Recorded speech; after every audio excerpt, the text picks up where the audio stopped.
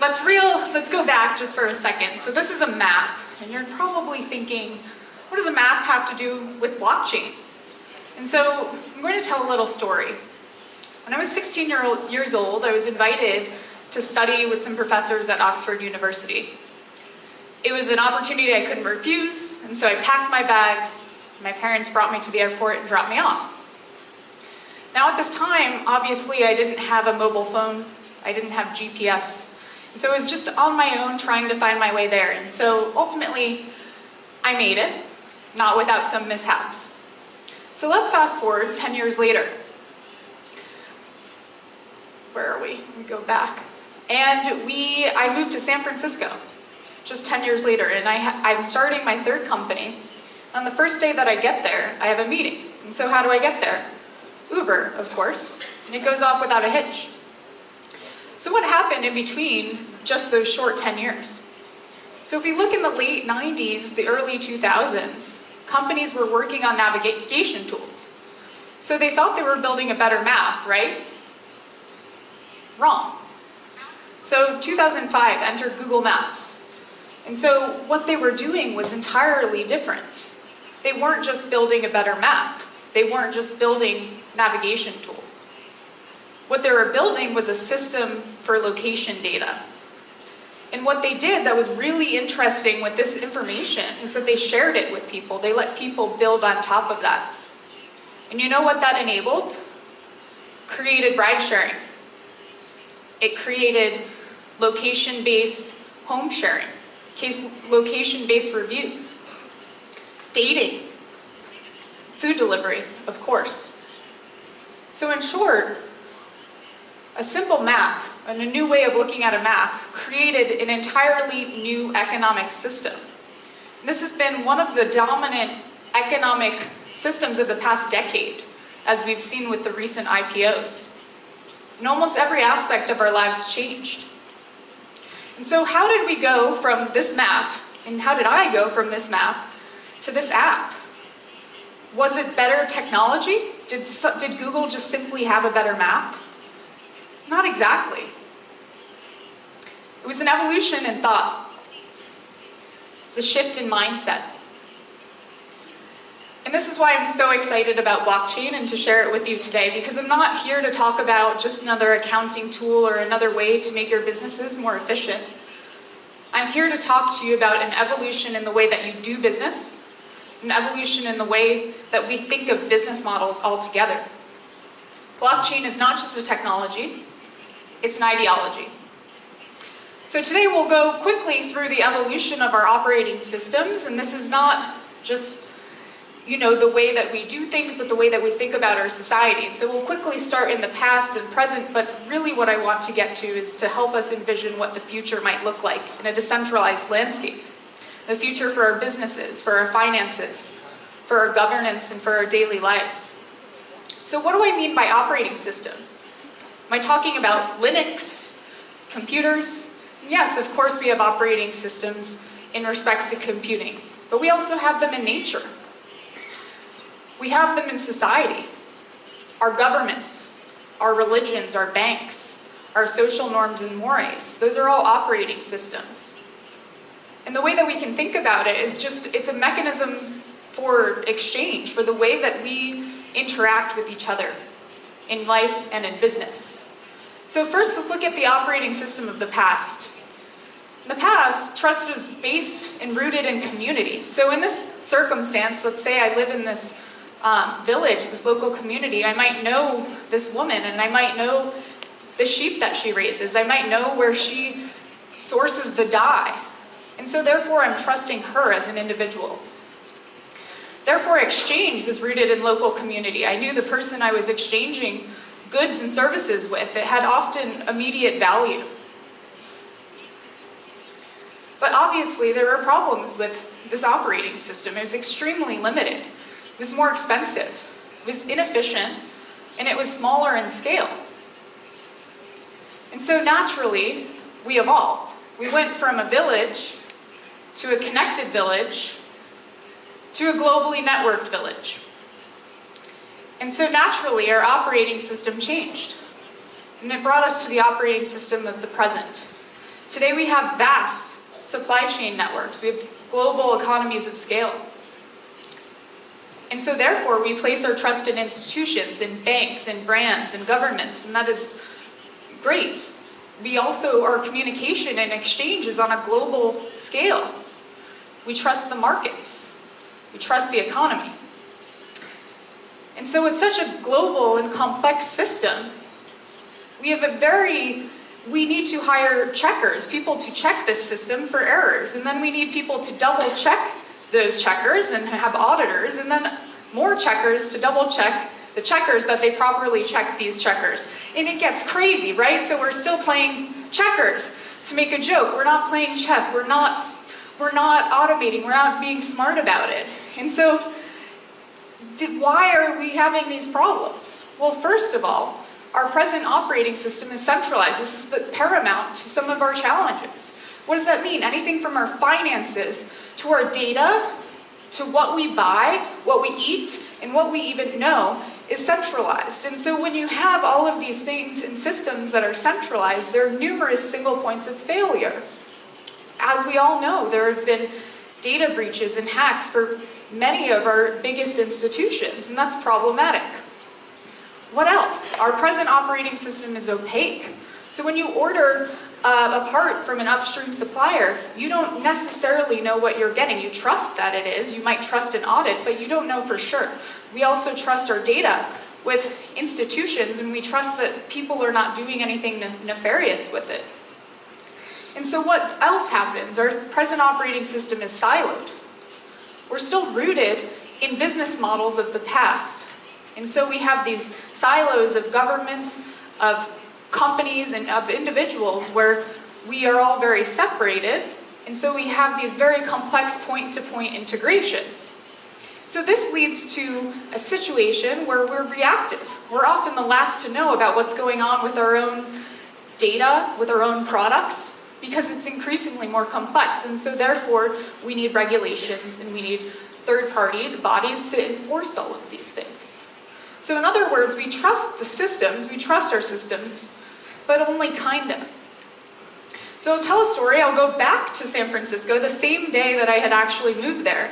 And I lived in one of these new buildings, one of the few that they actually allowed to be built in San Francisco, if you've ever been there. And it had NFC keycard access.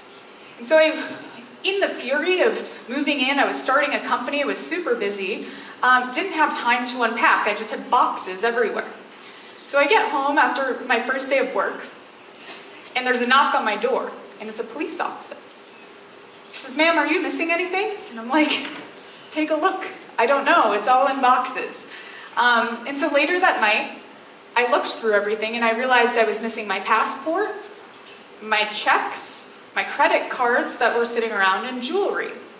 And so obviously I'm furious. And I go down to the leasing office in the building and I knock on the door. I say, "Can I have the access records to my apartment?" And they're like, "No." So it was in that moment when I realized I really didn't have much power over my own information. I needed to get a warrant just to get the records to my apartment. And so it was then it clicked that I was building this blockchain company. I finally understood the problems that I was solving. Those problems were that the world that we inhabit today, in business and in life, it's largely disempowering. And we lack access and knowledge and control, but ultimately we lack trust. And so this isn't a talk about what we're lacking. This is a talk about abundance, of course, and exponential tech. So I'm here to help share my story of how I moved from a mindset from lacking, from abundance, and from unlocking value, and unlocking new economies. And that's where blockchain comes in, because blockchain and decentralization in general represents the operating system of the future. This is a decentralized future, and it's a totally new way of looking at things. And so let's ask a quick question. Who in the room has heard of blockchain? Raise of hands. That's pretty good. Who is working in their businesses on piloting or using a blockchain for any of their systems? Nice, okay. We can work on that here after it. So what is a blockchain? Very simple 101. I'm not going to sugarcoat it. It's a really, really powerful accounting tool. Nothing more. But when you think about accounting, and you think of the basis of human communication and writing, it started with a ledger. When we moved into the agrarian revolution, when we moved from nomadic to farming, first written communication was a ledger recording when to harvest the crops. And look at what happened after that, after we started talking to each other. Pretty exponential growth. So what makes this ledger incredibly powerful is that anything that you write on it can't be changed. And beyond that, it's decentralized. And so a copy of the ledger is on every node in the network. And everything in the network agrees upon what goes onto the ledger. So what this means is you have a trust layer. You have a new tool that allows you to trust any data in a network. And so what do you do when you trust the data? You can automate. Big data gets really big. You can create things, smart contracts, programmable logic with this trusted data. And when you think about it, ledgers are everywhere, from your grocery list to conversations that you have with people. And so to illustrate this, I'll go with a really simple example. And this is very linear thinking. This is where we are rooted in today. Let's say Alice buys a part from Bob, this car part. And as the standard thing goes, and I'm sure we've all experienced miscommunication, she says, Bob, calls him up, never received this part. Bob's like, well, our records say that it was delivered. She's like, but I don't have it here. And Bob's like, well, again, our record says I talked to a delivery person, everything was dropped off. And again, no, you didn't. Yes, you did. We ultimately get to prove it, right? How do you prove it? So in the world today, what are you going to do? We're going to look at records, we're going to talk to people, maybe you'll hire a private investigator if the shipment was expensive enough, you know, some millions of dollars of routers, who knows? But the thing is, in the blockchain connected future, in the future where we can imagine this is recorded on a ledger, of course, every record of these parts and the shipments and the purchase orders would be recorded on a ledger that not just these two parties have access to, but multi-parties do, everyone along the supply chain. But this isn't exponential tech. That's not what I'm here to talk about, is making our supply chains more efficient. Because beyond that, and what we learned a lot about yesterday, was when we start combining things like sensors or additive manufacturing and 3D printing, that this part won't even be shipped from place to place. What's getting sent from place to place is a design file. And Alice is just creating this right on the spot. And in the blockchain connected future, what do we need? We need to protect those files. How do we expect to be sending them all over the place? Through email? What if you've innovated, spent millions of dollars on that file? Do you really trust that going over those waves? And so, you know, we can really start to think how this is going to evolve. So how does blockchain affect the world today? So if you remember the operating system of the present, that it's centralized and opaque, siloed, reactive, and regulated, we moved to a decentralized landscape, and what that unlocks or enables is a more transparent, connected, proactive, and self-enforcing system. And it starts to look almost organic in nature. This is sort of how our living ecosystems operate. And so, as you imagine, when we look at the data silos and the company silos, and we put this trust layer on top, what it unlocks is entirely new possibilities, business models, ecosystems with this interoperability. No more point-to-point integrations.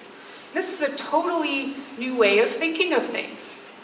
This is, instead of looking at a blockchain like we looked at Google Maps like a map, it's a protocol or a tool that not just unlocks location data, but imagine this if we're unlocking the CAD files to what we're printing. We're unlocking identity, we're unlocking our finances, we're unlocking new ways of governance. So if you think of what happened in just 10 years with a map, imagine what can happen in just 10 years with access, this unprecedented access to exponential data. And so we'll go through a few examples. Supply chain is obviously the most real time today. It's going to impact you now, and it is impacting you now. So of course we have more sensors, we have increased data, we're tracking temperature of things as they move through your facilities, through the supply chain, and that's getting recorded on a blockchain. IBM has a food trust platform, and they created it to combat food recalls for lettuce and for mangoes. And so before they implemented a blockchain system, it took 7 days to track down the source and where a product ended up in the case of a recall. With a blockchain, it took 6 seconds. And we've seen this, and my company is working in the pharmaceutical industry as well to combat counterfeit pharmaceutical drugs. And we've also worked with automotive companies for auto parts.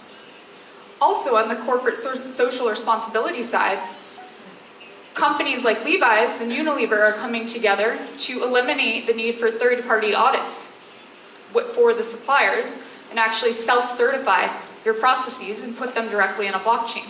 And so you have reputation data going on this that you can take with you from customer to customer. But again, this isn't really the exponential crazy things that we see in the same way that we couldn't have fathomed Uber coming out of a map. So this is where I get to how blockchain is going to help usher this transformation from what we think of right now as globally connected supply chain networks that are vast and complex and riddled with these trust gaps to demand chain. And again, we've heard a lot of this through our talks yesterday. 3D printing things on demand, as needed, just in time, hyper-localized. But there's a software component that's needed, and this is where the blockchain comes in, or a system like it, where it's managing not just IP or the exchange of value, but also managing economic incentives and micropayments, so the machines themselves can pay for the use of the file. So an example here is in aerospace. GE has been working on a blockchain-based system that integrates their machines to 3D print replacement parts on the site of the airport. And so where the blockchain comes in is that their design files are hundreds of millions of dollars of R&D for the data, not just the design, but it's really the metadata. It's all the instructions for the machine that tells you how to produce the part in just the right way. And that's very expensive information. That's not going in some cloud database. You're not sending that around on email. And so what they've done is created a system where all of that information is still protected in their own databases, but anytime a machine needs to utilize it and create a part, it'll ping the network and it unlocks the file for just a moment. Textiles. So again, I mentioned Levi's. I mentioned the corporate social responsibility and the auditing. Where factory workers are actually, self-reporting and then connecting directly with consumers, and they're able to charge a premium for that. In the textile space, so this is a very fun project. In East Africa, I worked with a company called Skills to Earn, and they're training folks there to learn garment manufacturing and 3D knitting. Now, a lot of people were very frustrated with the impact of American imports into East Africa, of dumping kind of all of the clothing there. But the thing is, the local community still had interest in international brands. And so what we worked on was a project where we put the facilities, like a micro facility, and this was run by just 2 people, 3D knitter, and connected to a network where Calvin Klein's design files were hosted. And so people could buy what was a Calvin Klein t-shirt that was produced locally on demand. And beyond that, beyond just the excitement of producing it on demand, a fraction of that payment went back to the brand, a fraction of the payment stayed in the local community, which empowered and grew the local community, a fraction of the payment went back to the machine owner. So in this case, we can think of it as a distributed autonomous factory. Instead of one geographic location, you might own a fleet of machines that are globally distributed. You're still getting money coming back, it's just not in the way that you think of it now. So that was an incredibly remarkable example of a system that both empowered a local community in a globalized context with globalized brands, and also still had the semblance of a traditional textile manufacturing operation. Agriculture. So I live in New York. Just outside of New York City, there is a company that is vertically farming lettuce and other greens called Bowery Farming. And they have something called Bowery OS. And obviously this is a system that is collecting all of the data and managing the light and the nutrient cycles for the plants. And they're working with a blockchain-based system to put that data on for the purposes of research and also letting other people in smaller networks or operations tap into the network and utilize this information. So we can think of it, if you're familiar with an API or any other ways that we've exchanged data, it's similar, but you can monetize this because we had the internet of data, and now it's the internet of value. You can monetize everything. Automotive, I know this is a big industry here in Thailand. So I worked with BMW, and over the course of 2 years, we're sitting there and they're saying, we want to track our parts. I'm like, yeah, we can do that. You don't really need a blockchain. It's not an exciting use of a blockchain. But after 2 years of talking, I said, what is your biggest problem facing your company? And you know what they said? Any guesses? Tariffs. So for them, it ended up being cheaper to actually build a factory closer to where their distribution was than it was importing, in this case, into the United States. So we worked through a project where, again, we were creating a distributed network of autonomous, smaller modular factories that were closer to where the demand or distribution was. And again, all of the processes in these files and the ways that the flow of value was on a blockchain network. So while we're on the topic of automotive, we get into machine to machine, and this has real-time today value as well on the floor. So in the case of a car, we worked on a project to integrate blockchains with objects, devices, sensors, robots, and machines. And so this example was a very simple example of an autonomous vehicle and a charging port. And sure, that's a normal interaction, but what was exceptional about this is that with a blockchain, the car itself has a wallet, as does the charging port. So when it charges itself, it's actually making that payment directly to the charging port. The next step here was that we were actually embedding radiant electricity in the ground so that any time that the car would stop at a stoplight, it would charge for just 3 seconds and make a payment for that 3 seconds. Now that would not be possible today because the credit card processing fees would be absurd. You would never do that. But this is where you start to think of what you can do when you can enable micropayments like that. You have cars that are charging instantly. So when you think of the machine-to-machine economy where we're further automating our systems, we're creating maybe a completely autonomous factory or mobile factories that are communicating with each other and paying each other. This is helping us see where that might go. And so also drones. I mean, around the world, new buildings are being built with drone ports in their buildings. It's ridiculous. And what that represents to me is the further compression of production and consumption. And so the supply chain network is broad right now, but we're seeing manufacturers become distributors, manufacturers become retailers, and ultimately, do we even have these people in the middle? I don't know. But with the drones, it's coming straight from the source. And finally, to tie it up, we see not just autonomous and decentralized factories, but we see mobile autonomous decentralized factories. And so Amazon has started working on putting 3D printers and 3D knitters in the back of delivery trucks so that when you order something, let's say I order this, it's getting produced on the way to my door. Crazy, right? But it's happening. And so when we think of all these things, what do they represent? Well, okay, the future is obviously becoming more increasingly personalized and on demand. It's simultaneously localized and globalized. It's a totally new paradigm. Because we're not just going back to the place where we were solely localized, and we're not just in this globalized mess where we're still trying to figure it out. We're moving back to hyper-localized in a globalized context. So with all of these things, though, we're becoming more sustainable and more abundant. It's better for ourselves, for sustainable businesses, and it's better for our planet. And so ultimately, what all of this represents is that the future is decentralized, and this is a value, it's not a technology. And that's just the beginning. This is just the tip of the iceberg. I could have gone on for hours today and bored you with more case studies on food production and smart cities and autonomous vehicles. And you have to remember, while blockchain and cryptography in theory has existed since the 60s, blockchain as we know it today was only proposed in 2009 through the Bitcoin system. But the thing is, the future, it's now.